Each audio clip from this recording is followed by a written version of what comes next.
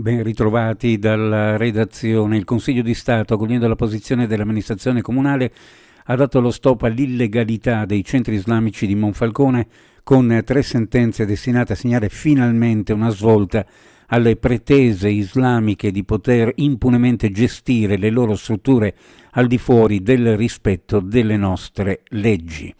Finalmente è stata fatta chiarezza ed è stata premiata la risolutezza nell'opporsi alle ripetute violazioni delle norme e alle pressioni e minacce subite dalle frange integraliste che hanno costretto ad avere una scotta personale l'ex sindaco di Monfalcone, Anna Cisint, che è raggiante nell'annunciare la notizia attraverso un comunicato stampa della sentenza del Consiglio di Stato massimo organo della giustizia amministrativa a livello nazionale. Gorizia e Nova Gorizia sono per la prima volta una capitale europea unica tra 2 stati ed è un fatto importantissimo, rimarrà nella storia della capitale europea, della cultura e rappresenta quello che deve essere lo spirito europeo che forse tante volte viene dimenticato, in alcuni casi tradito da chi dovrebbe invece rappresentarlo al meglio. Lo ha detto il presidente della regione Friuli Venezia Giulia Fedriga, parlando a margine della plenaria del Comitato Europeo delle Regioni a Bruxelles.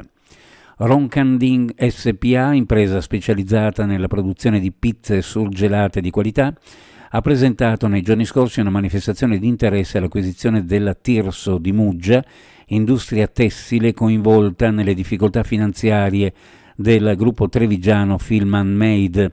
L'accordo di programma, informa la Regione Friuli Venezia Giulia, si basa sulla riconversione del sito produttivo, il mantenimento e la formazione di tutti i lavoratori impiegati nello stabilimento.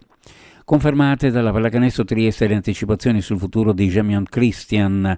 Come annunciato, il coach biancorosso tornerà negli Stati Uniti e sarà il capo allenatore della Bryant University nella NCAA a partire dalla stagione 2025-2026. Dopo la proposta di rinnovo avanzata dalla società, Christian si è guardato intorno, ha ragionato sulla soluzione migliore per il suo futuro. Dopo 2 stagioni molto intense ha deciso di tornare a casa. La famiglia è il tessuto che ci lega e ci completa.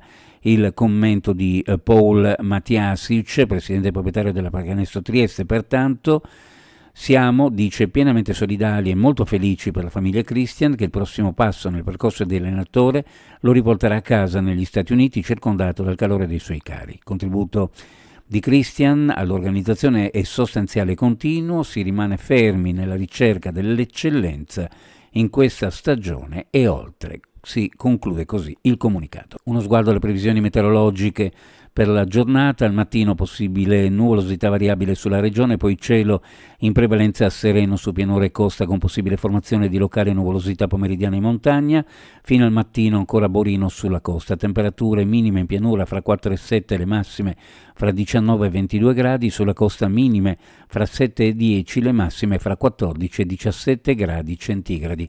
Previsioni a cura di ARPA e FVG Meteo. Ed è tutto per il momento con l'informazione, grazie per averci seguito.